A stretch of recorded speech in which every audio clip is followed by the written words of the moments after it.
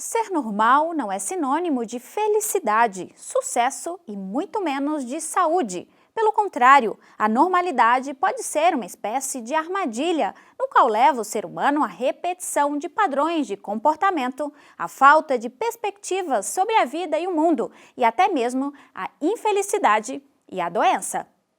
É o que explica o nosso convidado de hoje. Para o reitor da Unipaz, uma instituição voltada para ensinar a cultura da paz, a normose, essa obsessão por ser normal, se aproxima também da mediocridade. Ficou curioso? Quer saber mais sobre esse assunto? Então acompanhe a entrevista a seguir. Eu sou Janaína Vieira e este é o seu 2022, o Brasil que queremos, que está começando agora. Dentro do programa do Movimento 2022, o Brasil que queremos, vamos ter hoje o privilégio e o prazer de conversar com o Roberto Crema, que é o reitor da Universidade Internacional da Paz. Ele é psicólogo e antropólogo e também está dirigindo uma entidade que é parceira do Movimento 2022, o Brasil que queremos. Muito obrigado, Roberto, por estar com a gente. Vamos conversar sobre a Universidade da Paz, os seus conceitos, as suas ideias, as suas mensagens. Eu indagaria primeiro se poderia revisitar a fundação, a criação da Universidade Internacional da Paz e o convívio que teve com Pierre Weill. Sim, para mim é uma alegria, muito obrigado, professor Isaac. Lá se vão 30 anos, toda a aventura iniciou em 1986, quando eu tinha um projeto e aguardava o Pierre Weill retornar de um retiro que ele fez no lamastério tibetano na França, de 3 anos, 3 meses e 3 dias. Ele já era um doutor em psicologia, mas ele se deu conta que ele não sabia o que era alma. E ele foi realizar esse retiro. Eu aguardava com um projeto de um congresso humanístico e transpessoal. Quando nós nos encontramos, ele me mostra a Declaração de Veneza, que tinha acabado de ser publicado, um evento da Unesco, que dizia que a ciência encontrava-se diante dos confins e que era necessário urgente diálogo com outras formas de conhecimento. Surge a transdisciplinaridade, o encontro da ciência com a consciência. E na outra mão, ele estava com um documento, a Carta Magna da Universidade Holística Internacional. Em 9 meses nós realizamos um congresso, o primeiro congresso holístico transdisciplinar do mundo. O José Aparecido, o governador, foi abrir a nosso convite o congresso, quando ele escutou representantes da ciência, filosofia, arte, a tradição do mundo inteiro. Ele se sentou e participou do congresso. E no final eu estava coordenando o simpósio de encerramento. Eu nunca vou me esquecer, o José Aparecido comparece, eu o convido, ele se sentou conosco. E eu passo a palavra para ele encerrar e ele diz: esse congresso não pode acabar. Vamos criar uma Universidade da Paz e que o Pierre seja o seu reitor. E foi assim que há 30 anos nós iniciamos sempre a partir do princípio de que não é com o paradigma que inventou o problema que nós vamos resolvê-lo.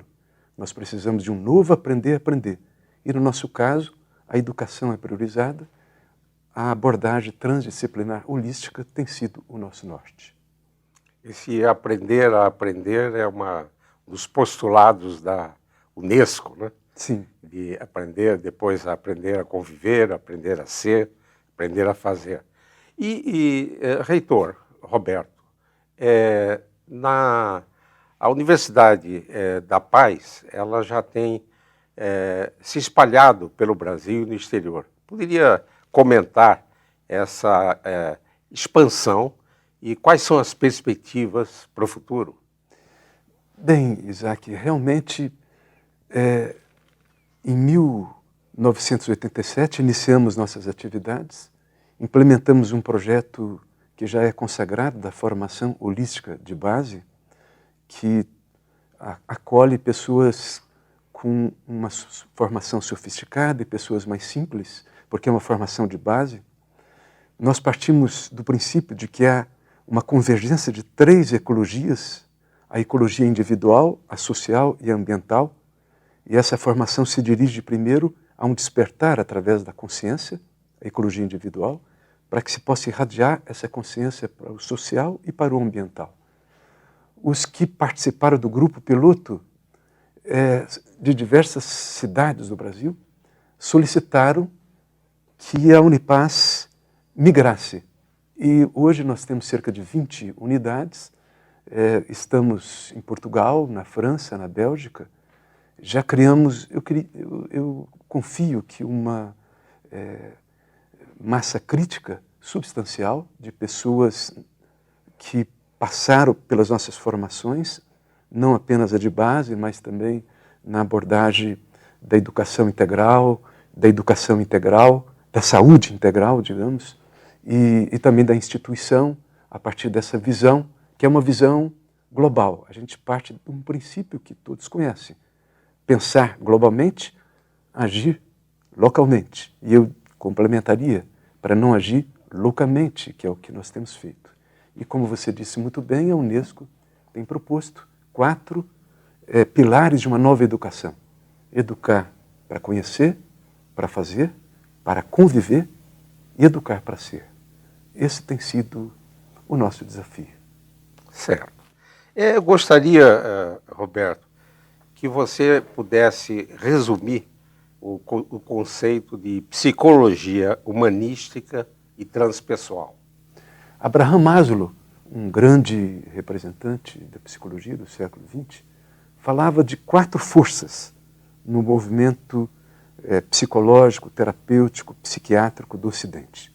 A primeira e a segunda são contemporâneas. O movimento freudiano, a psicologia que brota do seu insight sobre o inconsciente, e, por outro lado, inspirado em Pavlov, a psicologia comportamental. Essa seria a primeira e a segunda força.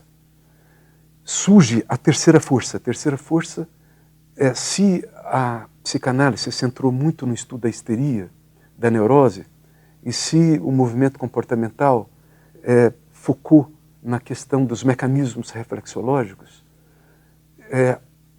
o próprio Abraham Maslow, juntamente com Carl Rogers, Rollo May, Stanley Krippner e muitos outros, propuseram um movimento centrado na saúde. Não basta estudar os mecanismos reflexológicos e a doença.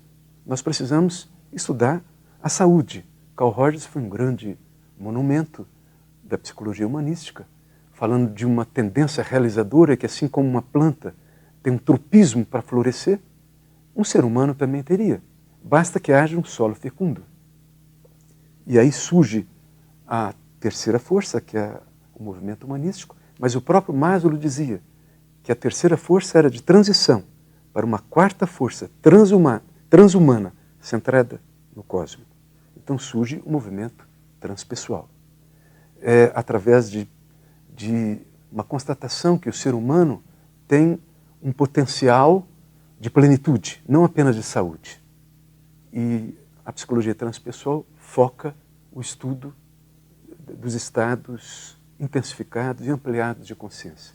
Agora, eu tenho dito, e o Pierre Vai concordou, desde o primeiro Congresso Holístico Internacional, que também o movimento transpessoal é de transição. Depois de um século de uma psicologia, de uma psiquiatria, de uma pedagogia centradas no fator exclusivamente pessoal, num movimento compensatório, dialético, natural, surge o transpessoal. Mas o ser humano, na sua inteireza, implica o pré-pessoal, o pessoal e o transpessoal. Então, nós propomos uma quinta força, que é a abordagem transdisciplinar em terapia, centrada na consciência da inteireza, porque tudo que é inteiro é belo, é justo, é pacífico, é saudável e é sagrado. Você, em seus textos e em conferências, tem falado muito na normose. Podia aprofundar o que vem a ser a normose e qual a importância dela no comportamento humano? Esse eu considero um conceito fundamental para se compreender o que é transdisciplinaridade, o que é plenitude humana. A normose é um conceito que Jean Yves Leloup desenvolvia na França e desde a década de 70 eu desenvolvia no Brasil, e quando o Pierre Rivaio percebeu essa sincronicidade, nós realizamos um simpósio lá para o início do terceiro milênio, se não me engano foi no ano 2000, centrado na normose, a patologia da normalidade. Ao lado da psicose e da neurose, existe uma patologia, eu diria, da mediocridade. É uma patologia que se traduz pela falta de investimento no potencial humano. Eu diria que há, sobretudo, 3 fundamentos da normose. O primeiro é sistêmico. A normose surge quando o sistema no qual vivemos e convivemos encontra-se dominantemente desequilibrado, violento, corrupto, quando falta a visão, a escuta, quando nos falta a ética, a humanidade. Então, ser normal é se adaptar ao sistema e mantê-lo.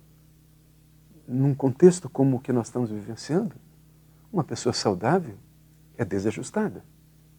Ela dirá não para o caminho fácil, o caminho da maioria. Nós estamos presenciando, por exemplo, a normose da corrupção. As pessoas dizem, mas todo mundo faz isso, é uma cultura. Normose. E quem sabe, eu gosto de confiar, que estamos no Brasil iniciando um processo de cura dessa normose. Porque primeiro é preciso despertar a consciência. Então, assim como saúde não é ausência de sintomas, também paz não é ausência de conflito, nós precisamos, em contextos como que nós estamos vivenciando, de nadar contra a correnteza e de propor o que é o justo, e nem sempre é o que a maioria faz. O outro fundamento é o evolutivo. O ser humano, e Confúcio dizia isso como Paulo Freire, ele se caracteriza pelo inacabamento. Nós somos inacabados, nós não nascemos humanos, nós nos tornamos humanos, nós recebemos talentos. E um ser humano floresce desde que ele invista, sobretudo, na sua alma, na sua consciência. E o normótico é a pessoa que enterra os seus talentos e que minimamente desenvolve apenas a dimensão material, fisicalista da existência.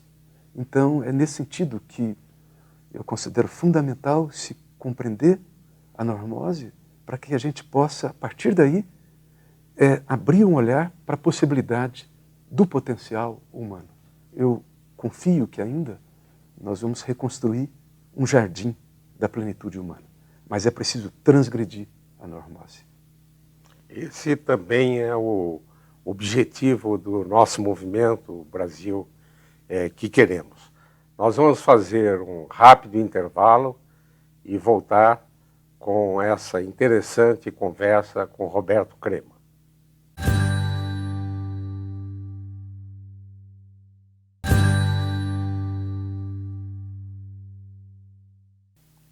Voltamos com essa conversa com Roberto Crema, que no bloco anterior desenvolveu o conceito sobre normose e ele deu um exemplo, a corrupção.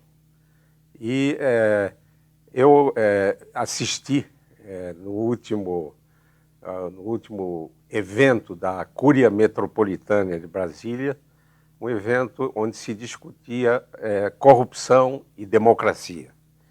E eu concluí, pelas palestras e pelos debates, que a corrupção é uma doença da alma e ela tem cura. Mas, Roberto Crema, você falou da normose, havia 2 fundamentos que você falou. Qual seria o terceiro fundamento?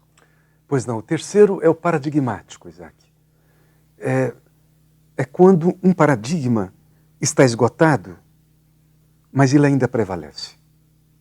Eu gosto de lembrar de Max Planck, quando ele dizia que um novo paradigma, e nós estamos falando de uma abordagem transdisciplinar holística, que parte do postulado da dialogicidade, a filosofia dialogar com a ciência, com a arte e com a tradição sapiencial.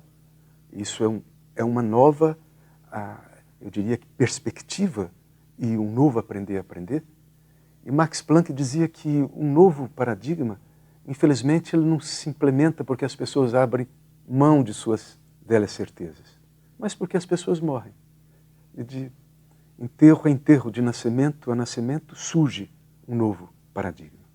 Então, nós vivenciamos um momento em que aquele aprender fantástico que surgiu no século XVII, com um conceito analítico, diabolos, falando do ponto de vista epistemológico, que divide a definição, a mente crítica, surge através de grandes mentores, como Descartes, Bacon, Galileu, Newton, Locke, Hobbes.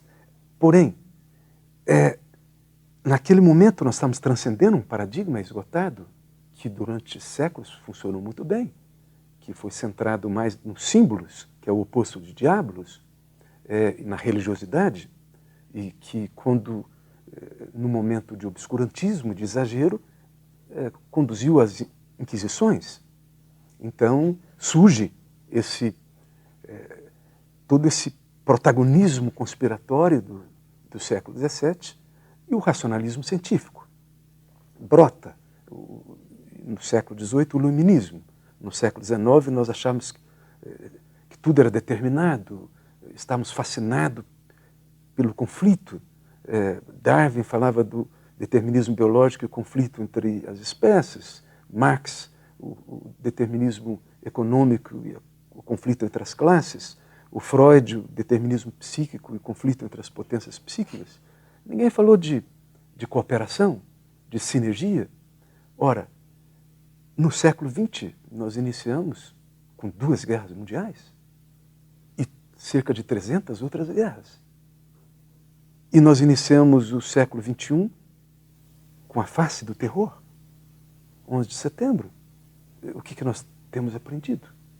Então, na realidade, eu creio que são sintomas, nós temos sintomas muito claros e às vezes alarmantes da ecologia ambiental, tsunamis, terremotos, a própria questão climática, do ponto de vista social, as crises que nós estamos vivenciando, os fundamentalismos, do ponto de vista individual, depressão, pânico. Nós temos bastante, eu diria que, discernimento para focar que é um sistema que está esgotado. Mas aqueles que estão postulando o novo ainda são poucas pessoas. Mas eu gosto de lembrar do filósofo da desobediência civil, Henri Thoreau, era o livro de cabeceira do Mahatma Gandhi, e ele dizia, um justo numa multidão já é a maioria de um. Então eu creio que nós dependemos dessa maioria de um que está nascendo, é uma onda planetária. Eu gosto de confiar que nós vamos transcender a normose e vamos, quem sabe nas próximas décadas, abrir um cenário mais humano, mais consciente, mais ético para a humanidade. Eu concordo que nós precisamos ser mais humanos. Nós estamos na pré-história ainda do ser humano, mas eu acho que chegamos lá. Roberto, num artigo que você publicou e que leva como título Educar a Alma, você coloca que uma educação que queira facilitar a arte de conviver terá de lançar na revolucionária proposta de uma alfabetização psíquica. Você podia se aprofundar nisso? Sim, nós precisamos de fato colocar a alma desde o pré-primário até o pós-doutorado. Porque o paradigma do racionalismo científico, que trouxe contribuições maravilhosas à tecnociência, ela é muito efetiva para explorar o mundo exterior e nele construir. Porém, a subjetividade, todo o horizonte da intimidade humana foi excluído pelo tabu da objetividade. Então, do ponto de vista paradigmático, eu diria que a dimensão da consciência foi excluída. E nós temos, ao longo dos últimos séculos, apenas desenvolvido o cérebro, que nos dá um suporte para o aprender a conhecer e a fazer. Mas não é suficiente. É preciso aprender a conviver, viver consigo, com o outro, com os outros, com a natureza e com o mistério, que, reconhecido ou não, sempre está presente. Então, nós precisamos, sim, de desenvolver um currículo anímico, psíquico, desenvolver uma alfabetização que possa fomentar um solo fértil para que uma pessoa aprenda a desenvolver inteligência emocional. Aprenda a colocar qualidade nesses mecanismos homeostáticos naturais, que são as emoções. Uma pessoa pode chegar a ser um doutor, mas um bárbaro das suas emoções. Nós precisamos colocar qualidade nos pensamentos. Nós precisamos desenvolver uma inteligência relacional. O Carl Rogers dizia que a maior descoberta do século XX foi a dinâmica de grupo. Ela não chegou ainda nas escolas, ou em uma minoria apenas. Todo esse desenvolvimento tecnológico da psicoterapia de grupo, que surge com o grande Moreno, Jacob Moreno, que nos propôs o psicodrama, o sociodrama, e depois movimentos como a gestalterapia, a abordagem centrada na pessoa. Nós precisamos desenvolver o relacionamento. Isso pede um currículo. E, finalmente, nós precisamos desenvolver uma inteligência onírica. Nós temos uma inteligência noturna.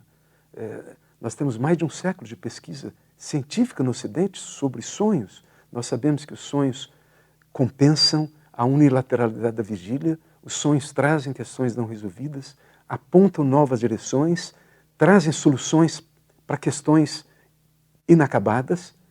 E é um absurdo constatar que as pessoas não aprendem a desenvolver qualidade no sonhar. Eu diria que isso é um analfabetismo onírico. Nas tradições, nós temos milênios de desenvolvimento onde se honra o sonho. No Antigo Testamento, José, na época que se remunerava bem os intérpretes de sonho, ele ganhou o Egito, Daniel ganhou a Babilônia. Então, desenvolver a dimensão onírica. E nós temos recursos. Na Unipaz, nós temos introduzido o processo de alfabetização psíquica em todos os nossos programas de formação. E há também, eu diria que uma outra alfabetização, que é a noética, a consciencial. É preciso desenvolver uma mente meditativa. É preciso aprender não apenas a saber, é preciso aprender a não saber. É a douta ignorância. E existe um caminho para isso. Nós vamos encontrar em todas as tradições sapiensais tecnologias de desenvolvimento da inteligência noética. Aprender a não saber. De um certo modo, silenciar essa matraca, essa comadre fofoqueira que todo tempo, que na tradição tupi-guarani se chama de nhenhenhê, que nos coloca uma poluição mental, emocional, e nós não temos a abertura, a graça do silêncio. Nós temos cultivado também todos os nossos programas, além da holologia, que seria o desenvolvimento analítico do novo paradigma, também a holoprax, Pierre Weiss chamava de holoprax, que é um caminho de despertar, que nós podemos, através das tradições de sabedoria, que foram desde a Declaração de Veneza, proposta o encontro da ciência moderna com as tradições sapienciais, nós podemos então encontrar essa dupla via. A via do saber, porém a via do ser.